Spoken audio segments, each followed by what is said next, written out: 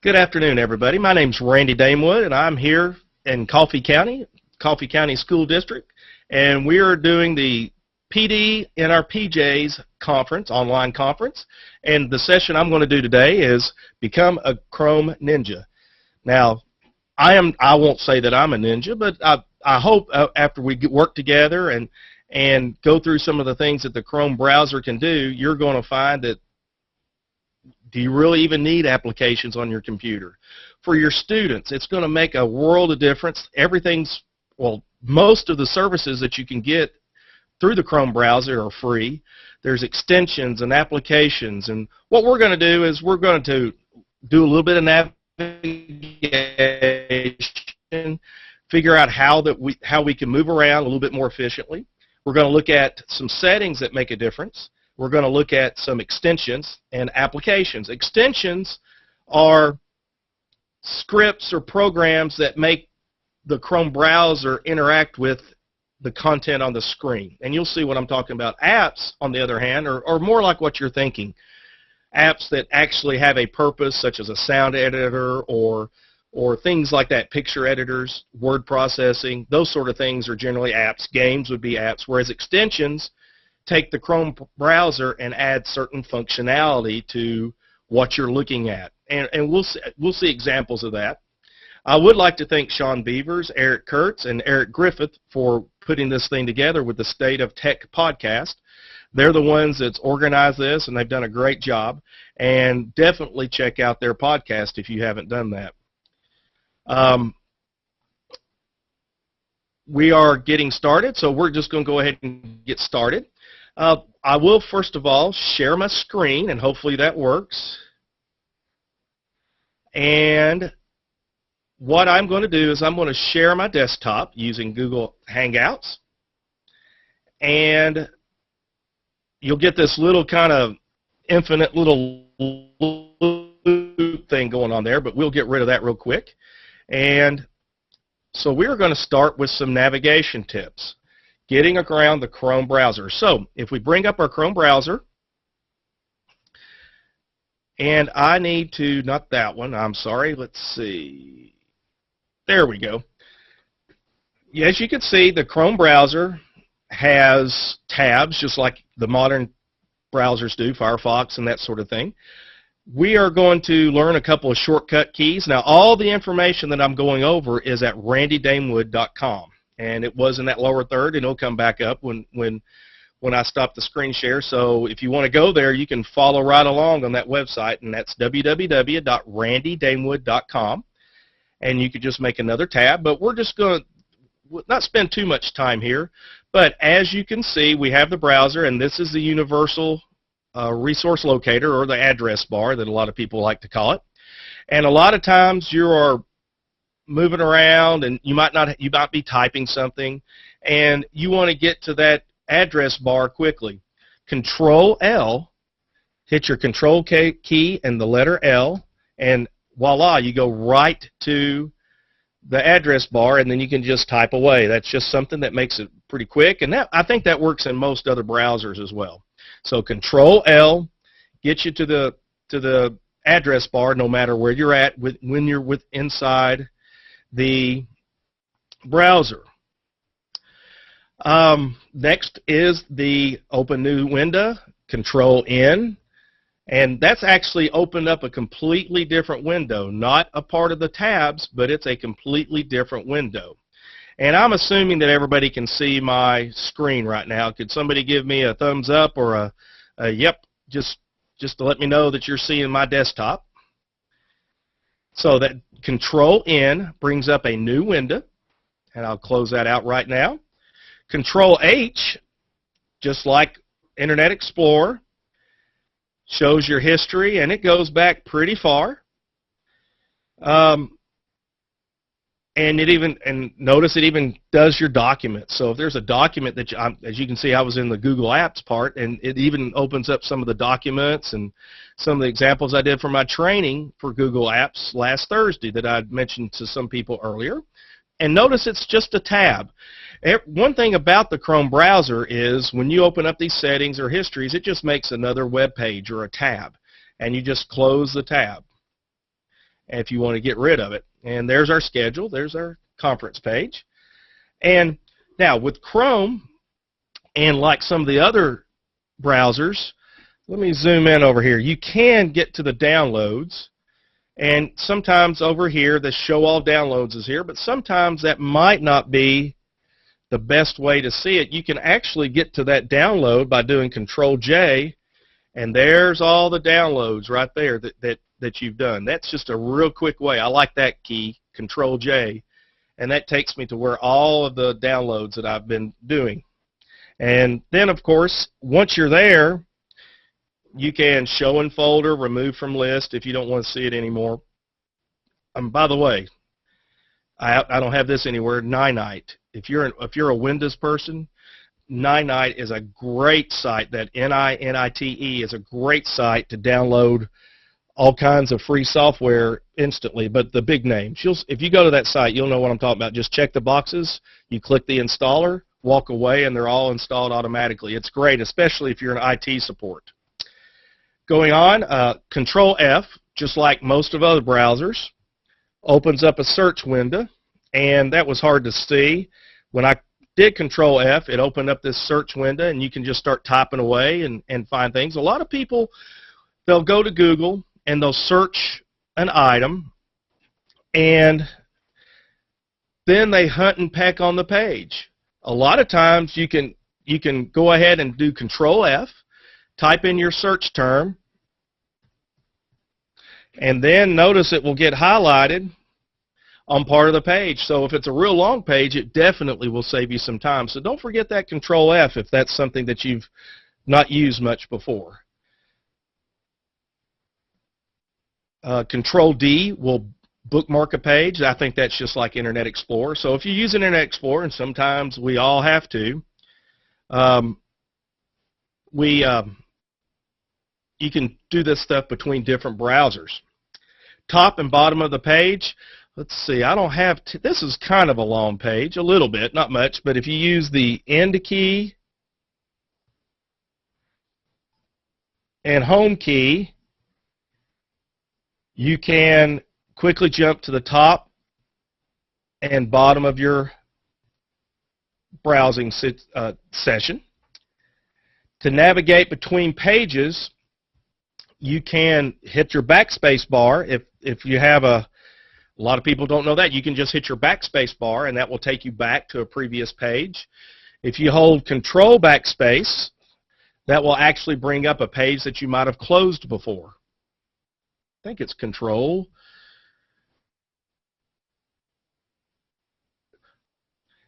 Next would be if you, okay, here's a link right here. Let's see, my other session, I'll go ahead and talk about that, is the future of textbooks. If I click here, it would just redo itself in this tab. But if I hold down the Control key while I click it, notice that it actually makes a new tab. That way I don't lose where I'm at. So that's pretty handy. So Control click on a link actually makes a new tab, and I'm closing that tab now. I'm closing that downloads.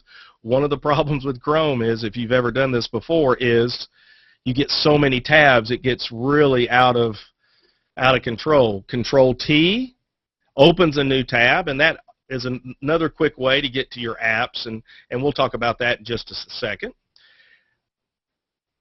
Control Shift T opens the last tab that you had. So I'm holding Control Shift and the T, and notice that brought up that downloads. That was the last tab. So if you ever closed a tab accidentally and you go, oh, I didn't mean to close that tab, or what was that tab? That was a really cool site.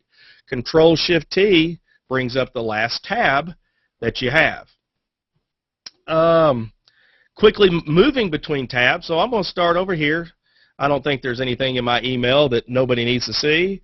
I'm holding Control Tab, and notice that works around the tabs. So that's an easy way if you don't want to use your mouse and you're kind of doing a keyboard thing to get around your tabs. And you can go the other way by holding Control Shift Tab. Now when you have 30 or 40 tabs, I guess that's when that really comes in handy. And if you're on a tab and you want to close it, like this, we'll just close this new one, Control W will actually close it. or you could click with the X. It gives you several different options depending on what you're doing. Where would those keystrokes come in handy? Presentations. A lot of times it's easier to use these shortcut keys. If you're a teacher in front of a classroom, rather than get the mouse and hunt for that, use these. If you learn these shortcut keys, it will make your presentations or when you're in front of a class go so much smoother. That's what I try to do, because the new tabs, it's easier to kind of find with the keyboard, because you might not be where you can use a mouse if you're kind of away, and that's that sort of thing from your presentation area. Now, what I like about tabs, I don't have that many open right now, but I can actually, you can change the order of your tabs by dragging them around. As you can see, I can take this one and move it here. Another thing that is pretty neat is I can actually pull this tab out. Now I'm in a completely different window. And if you have a projector or you've got dual monitors, sometimes that comes in really handy, because now I can drag this, if I had another monitor, over to the right, and I could do whatever I needed to with it. You can also put it right back into the same browser if you want. So you can take tabs. It's almost like folders in a real file folder. You can take pages out and put them back in. A couple other things with navigation. If you right-click on a tab, you have several different things that you can do. You can make a new tab, reload, duplicate. That might come in handy if you're working in Google Docs. You might do that and make a copy of a document, or be able to compare between two. The Pen tab is where if you want to pin a tab, it actually puts it to the left, which would be over in this section right over in here, and then every time you bring it up, that site is already loaded. It's kind of like a bookmark or a start page, but it permanently puts it right there until you remove it. So pinning tabs are pretty neat. Closing, and then reopen a closed tab. So I don't want to close the Hangout one, that would probably be bad, but let's just go here, and I'm going to go to google.com.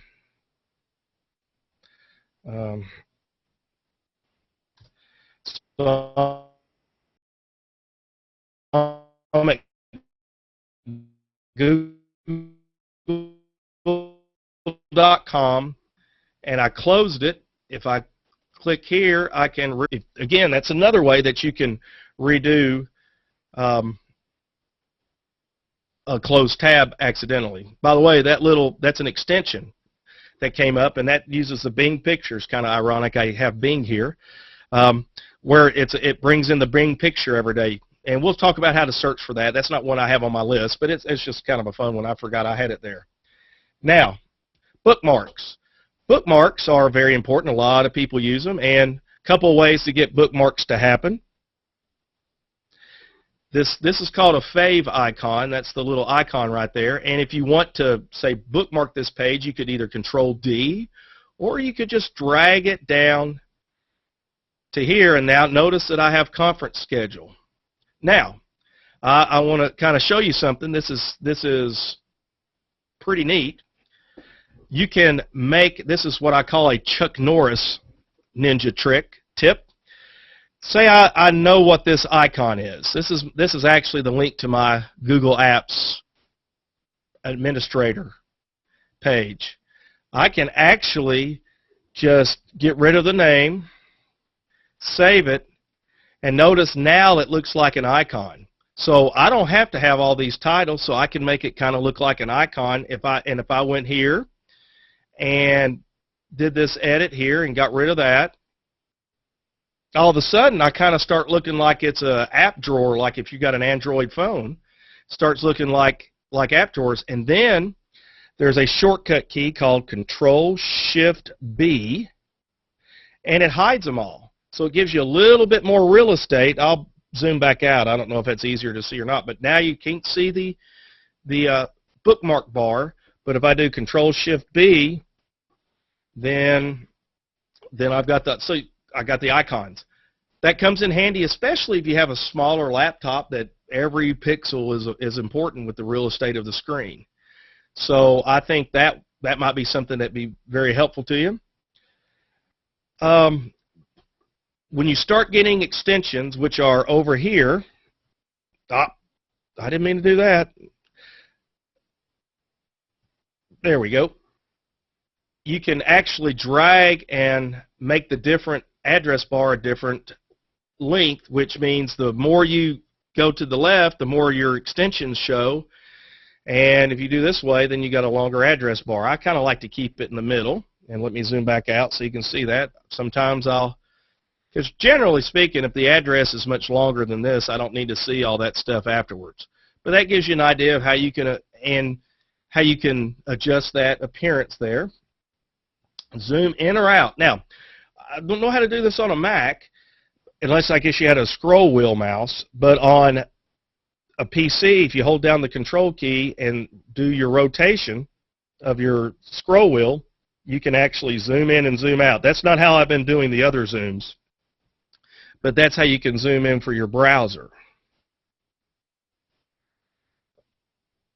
I'm trying to get that right in the right place. And I think that's about all that I had on navigation. Do I have a list of these shortcuts in a doc? Actually, if you go to randydamewood.com and under my presentations,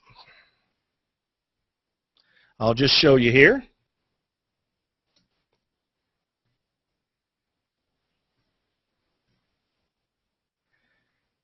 This is going to be a little slow going to other sites, I guess, because I'm doing the Hangout as well. On my MiFi, if you go here and then under presentations and PD in your PJs, become a Chrome Ninja, click there. And you go there, and that's the different topics that we're having today. And there you go. So you can just go there, and that will take care of it. But no, I don't have them in a Google Doc. That I probably will eventually, but not right now. Thank you for asking. Are there any other questions that have to do with navigation? There's a lot of other ones, and really search Chrome navigation in Google or something. We'll find a lot of that, and that's pretty much how I found it. But I was a band director before I became an IT director, and practice makes perfect. So what I tend to do is I find a shortcut that I really like, and I try to force myself to use it every time instead of the mouse. And once I get used to it, it's pretty easy to do, and then it becomes second nature. I don't try to learn them all at once. I take one that I think would be the most useful, like the Control-L. I really didn't do that too much, but now Control-L takes me right to that address bar. So that's pretty neat. I like that. So that's the one that I've been practicing to make sure I do all the time. And in a presentation, when you're standing up in front of people, that's really helpful. So, okay, any other questions? Give a second, and I'll get my Chromebook over here set up to the next section, which is going to be settings. Okay, great. Well, we'll go on to settings, and settings, you can do a lot of things with settings. And one of the coolest things, we'll start with the thing that I think makes Chrome browser one of the slickest things out there. To get to settings, you go to the top right, and then you hit on the wrench over here. And these are all the different settings right here. Shows you where you're signed in as, and that will come important, especially if you have multiple accounts.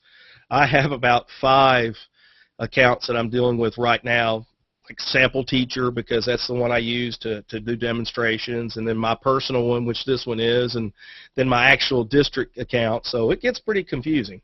So the settings, you click on the settings, and here are your settings.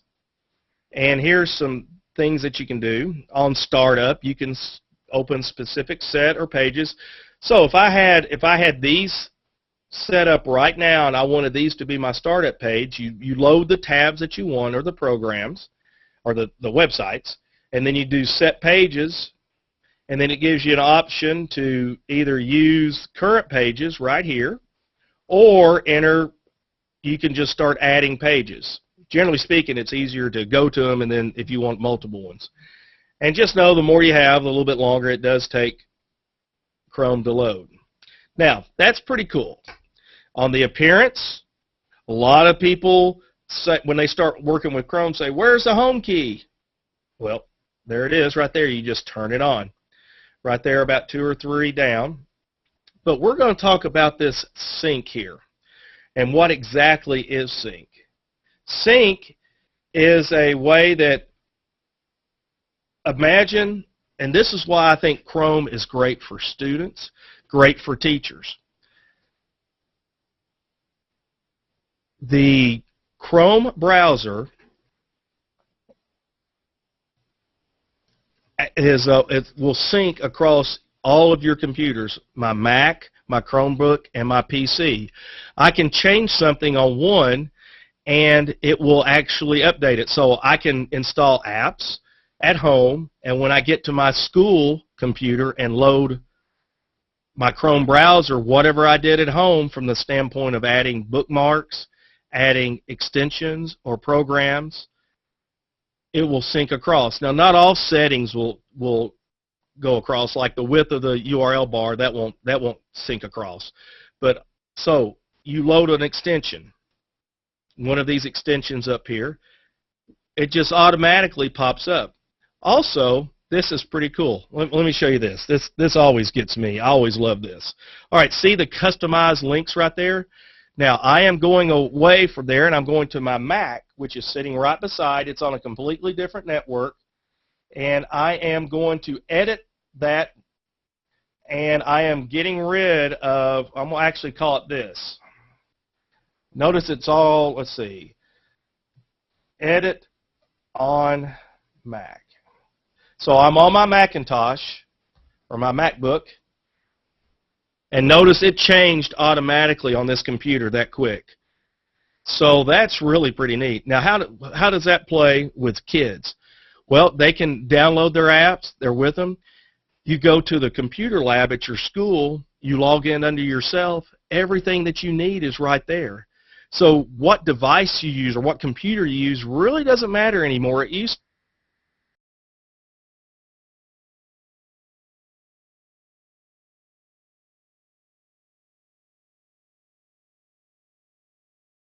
to.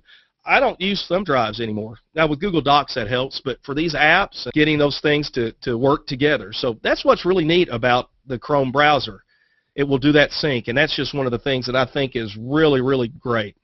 Another thing that works pretty well with the Chrome browser, let me go back to the settings and zoom it back in. By the way, what I'm using to zoom is called Zoomit, Z-O-O-M-I-T. And if you're somebody that does training for other people or you do presentations in your classroom, it's a free program for Microsoft. Just Google Zoomit.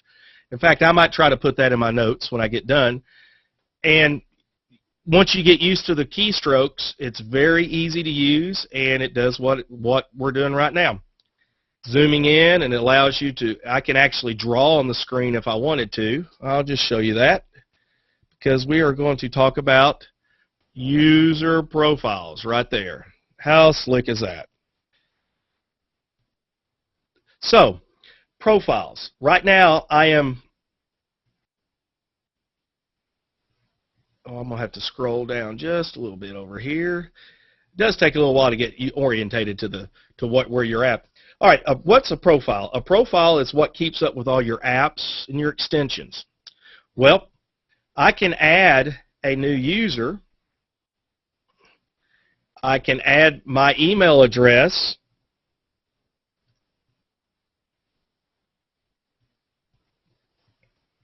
If I could type.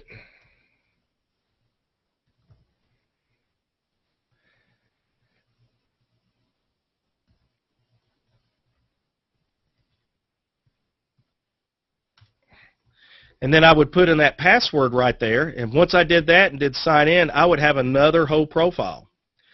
And what makes that neat is then you can have different settings. So once you start a profile, this little silhouette shows up in the top left. And notice that I have a couple of profiles right there, and you can change the different icons. I don't know why lemonade came up, but because I probably didn't pick one. But you can change different profiles. So you can have your personal account, Then you could have your school account, and you just click there, and you might have, oh, I don't know, YouTube and maybe Flickr or Picasa or some kind of apps that you have for your personal profile that you wouldn't necessarily want for your school, and then you'd have certain ones that you'd want for your school that you wouldn't really need at home, like calculators, unless you need calculators at home. So by having those different profiles, it's easy to go in between all of these different settings. Now, how could you apply it in your classroom? Well, let's take a history class, or let's take a science class. Maybe that'd be better. So first period you teach chemistry, and third period you teach anatomy. Well, you could have a profile that had chemistry extensions and apps for first period, and then switch the profile, and then have applications for anatomy and that sort of thing. So that's how that could be useful. So that's one of my Chuck Norris tips. That makes things really, really nice. Now, the one other thing we're going to talk about, well, two other things. Has anybody ever, I wish you guys could see you raise your hand, has anybody ever used Cloud Print? You could chime in with a yes out there, just so I know you're out there. If you've ever used Cloud Print. What Cloud Print is we're not printing as much as we used to, I don't think. But what Cloud Print does, it allows you as a user to print to any printer that is connected to your computer or your Chrome browser. Like, you might be able to see I've got a printer right back over there. That printer's connected to my desktop, and that desktop is set up with Cloud Print. I can be at home, and because the Chrome browsers at my house talk to the one here at the office, they're in sync, and I've set up this printer. So I could be at home. I can say, well, I've got this document. I need 10 copies of it. I don't have to use it's a school document. I don't have to use my personal printer to print it, but I don't want to do it when I want it printed when I get in the office. I can just, from my house, print to this printer. Don't have to worry about firewalls. So that's pretty neat. So if you have a printer inside your classroom, or I guess in the school, if you wanted to do that, you could be at home, work on your project, and say you needed to print 200 copies. Instead of doing it when you first get there, you could be at home, have your document, especially in Google Docs, print it to that cloud printer, and it be there when you got there in the morning, provided you had paper and toner in your printer. So that is a very cool feature, and that's called Google Cloud Print. You just go and follow the instructions. It's quite simple to set up, and it's a pretty neat feature. And that's how you can print from your Droid phone. Yes, because Cloud Print works with Android phones. So that's a pretty neat little feature. So that's kind of, I could call that a Chuck Norris feature. But the Cloud Print feature is pretty neat. Well, let's go back to the screen share, and I'm going to go back to the desktop. And I got to close this thing that has all the repeats. Now, the other thing that you can work with are extensions, and we're going to talk. That's our next topic, is extensions. But you do have to go into settings, and this is where you manage all of your different extensions. And we can just look at one, and you got options, and it takes you to the link, and that's because extensions could have options or not that many options. Like a weather extension would have options like zip code and that sort of thing. So that's the other thing that you can do in settings. And the final thing is history. This is where you clear all your browsing history if you want to. So that takes care of settings that I can think of. Does anybody have any questions while we're ready to go on to the next, which is extensions, which is where it gets really fun?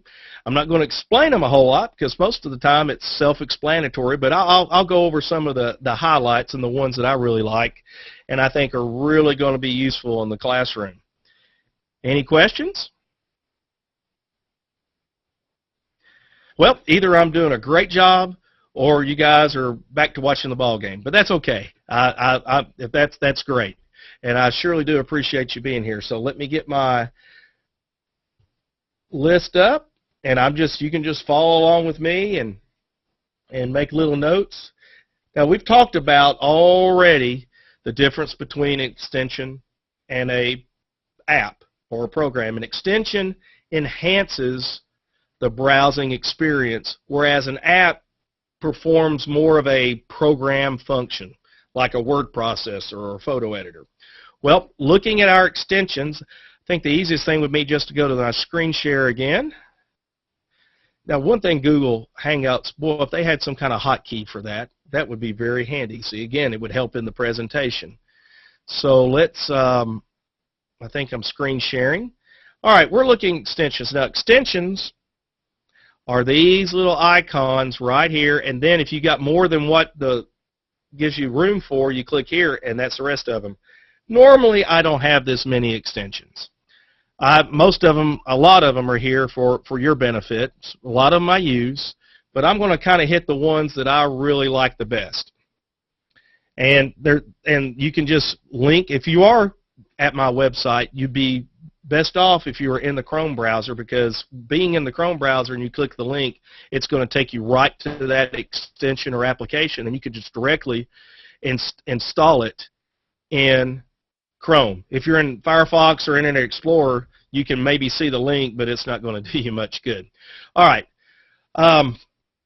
Religiously, if you've not ever used Evernote, it's a service that I actually do sessions on. If you go to my website, you'll see Evernote sessions. So you can just go there. In fact, feel free to look at all my other sessions, because they're kind of laid out like this. And really, it's great that you're here, and I love sharing it, but you could pretty much read the page and get everything that I have. So Evernote, if you've never used Evernote, is there any Evernote fanatics out there? Anybody use it constantly? I do. It's something. So if you never used it, that's fine. The next one, and I'm not signed in right now, is called LastPass. LastPass is not something to be scared of.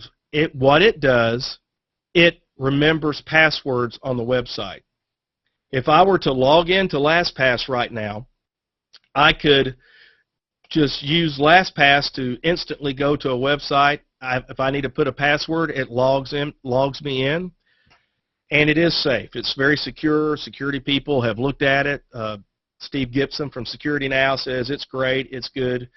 If you log in to more than one site a day, this thing saves so much time. For instance, as a tech director, I got to go into our wireless network and several different types of appliances to monitor the network. I click LastPass and go, boom, I'm there. I don't have to think about it. I mean, it's great.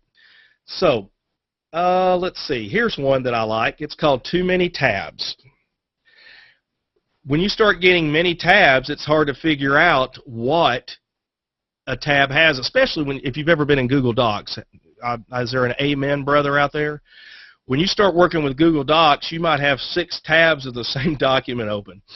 So this lets you see it, and then you can just pick which tab that you want to go to. It's a very neat little extension that enhances your browsing. This one, Tab Expose, if there's any Mac people out there,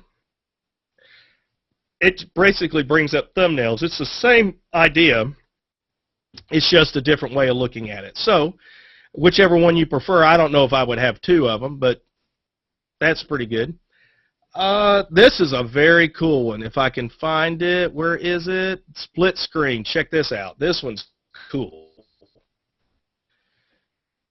You can put a URL here and a URL here. And so if I go, I probably shouldn't have done CNN. Maybe, hopefully it won't take too long to load. And then I'll put something simpler like, I'll just put my website just for the heck of it.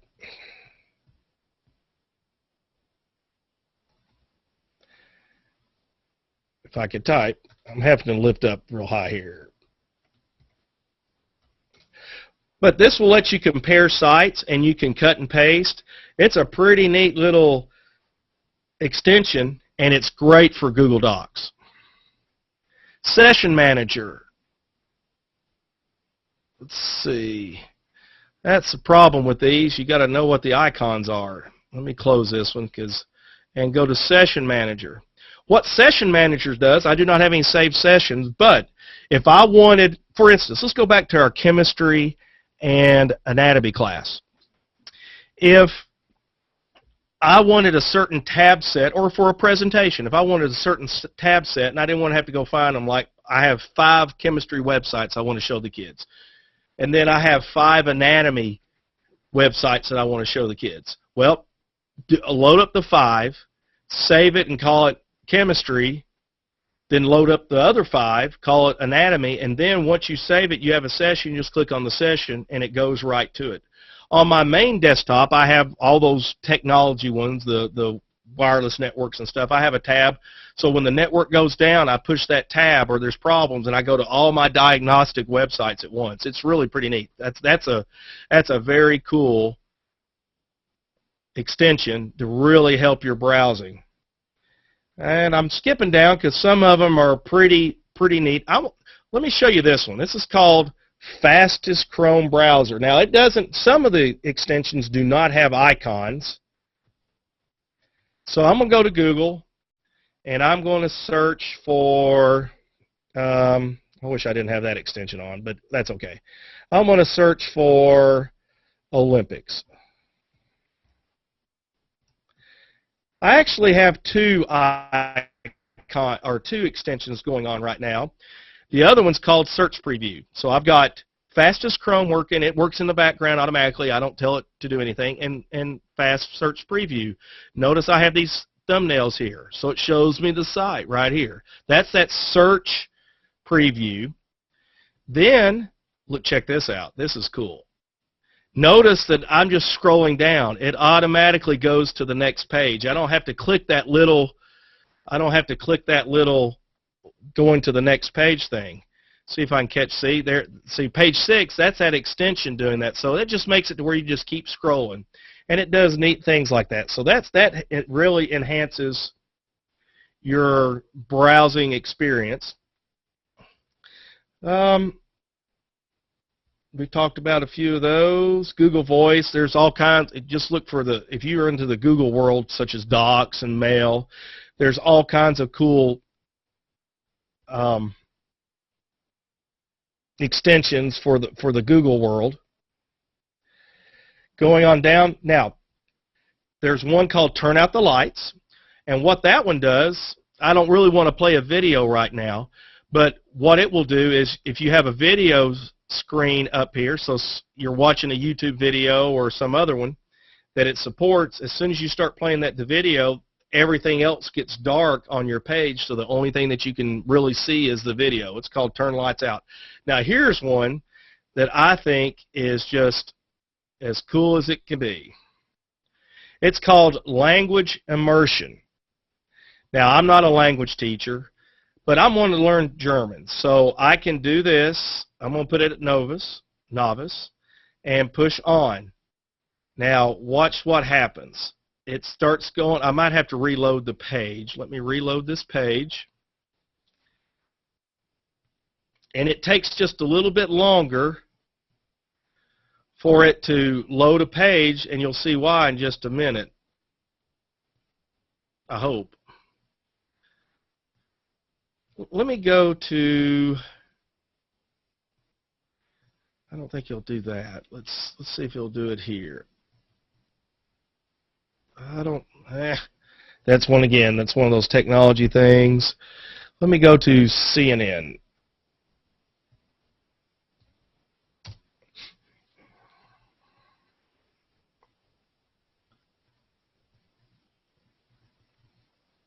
That's what happens when you try to use the browser and the data upload for the video and everything else.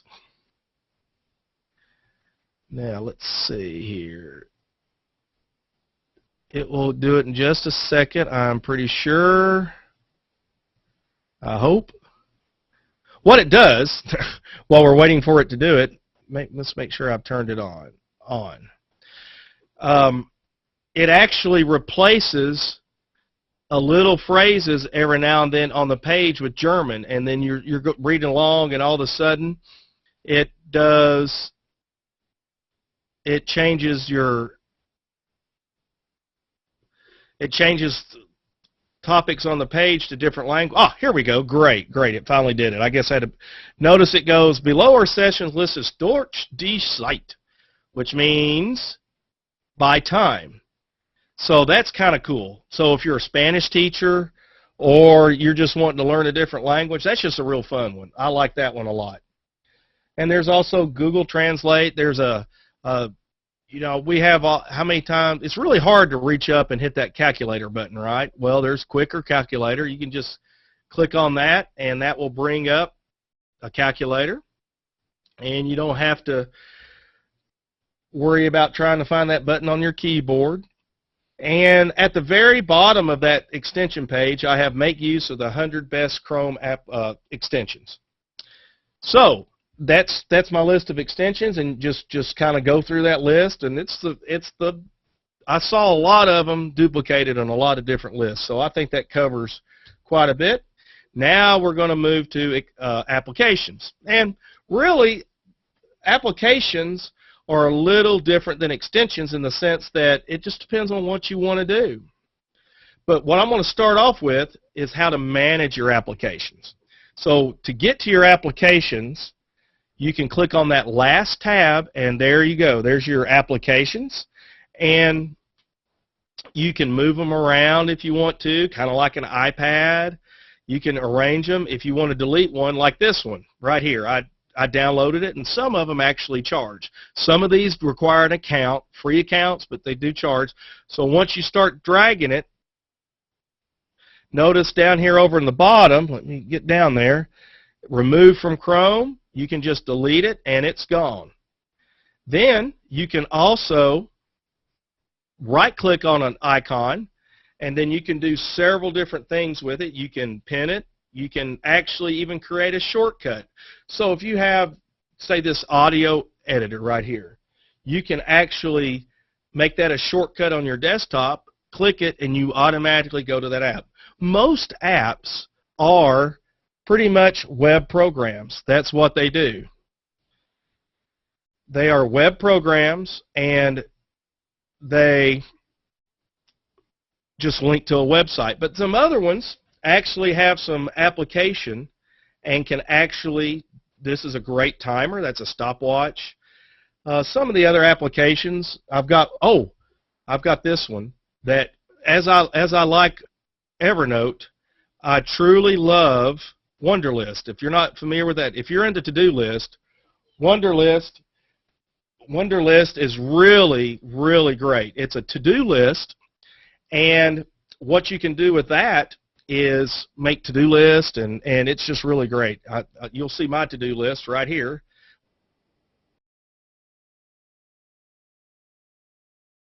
Well, doesn't matter. It's kind of like Evernote, so I would greatly recommend that. Of course, I got Netflix listed. You can't not have Netflix listed.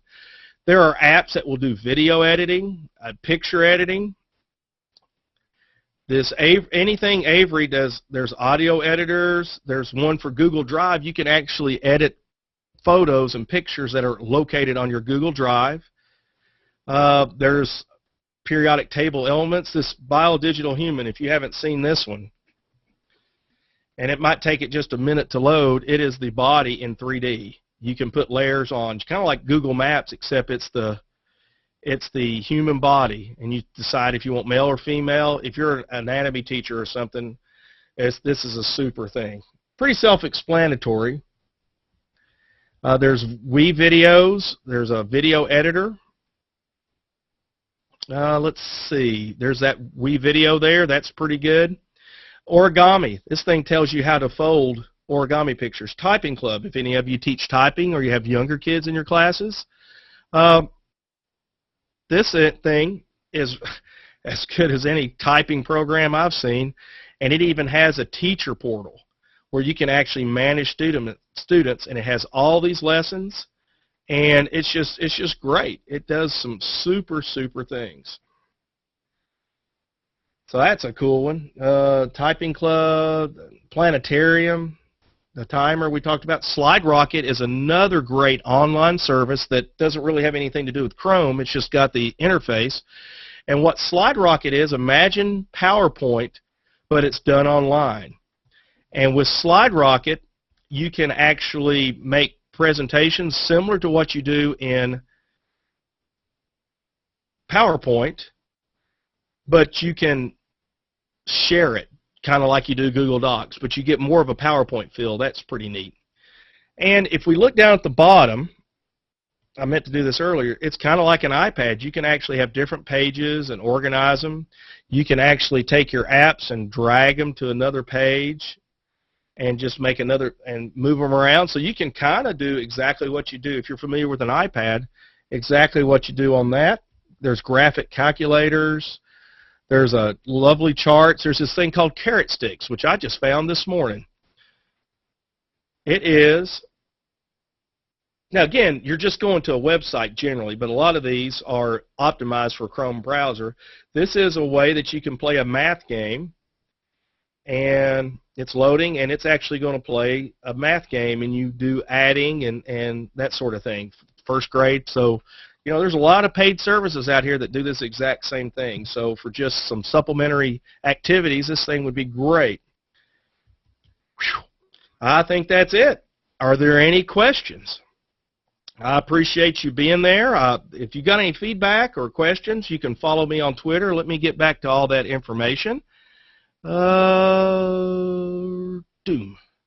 I am. I'm back. Yes, I was here. I didn't leave the room.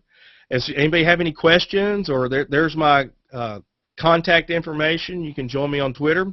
The way I understand it, after they get a chance to process this video, it's going to be right here at this page, and you can watch it and share it with your friends if you think it's worth sharing.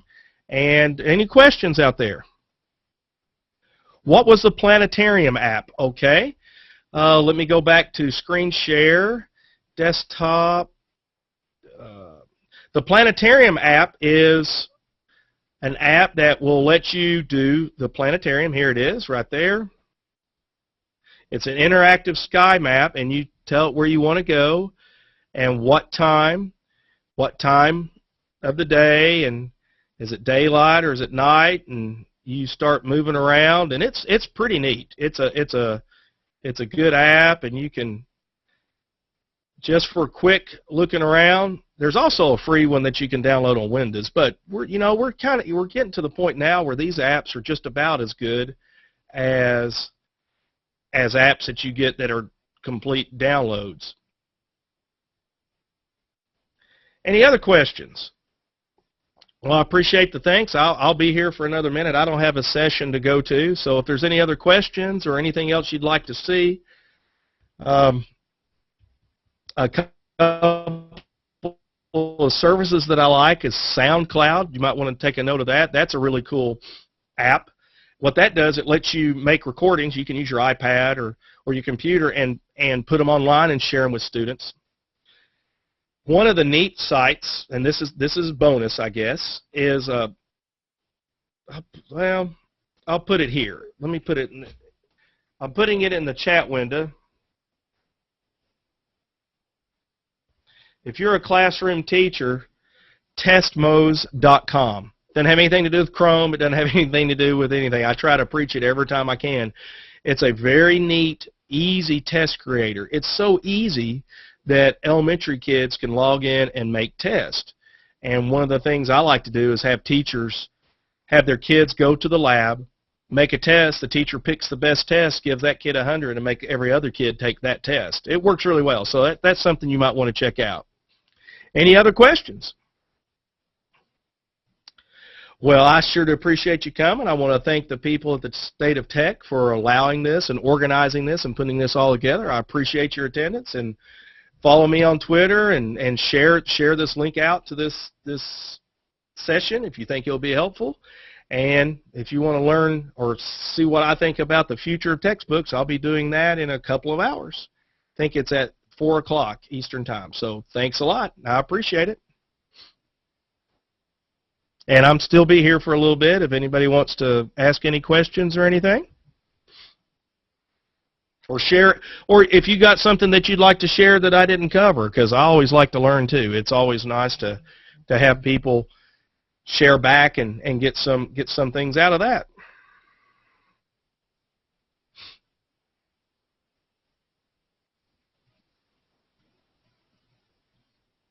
Well, I'm going to sign off now, and thank you all very, very much.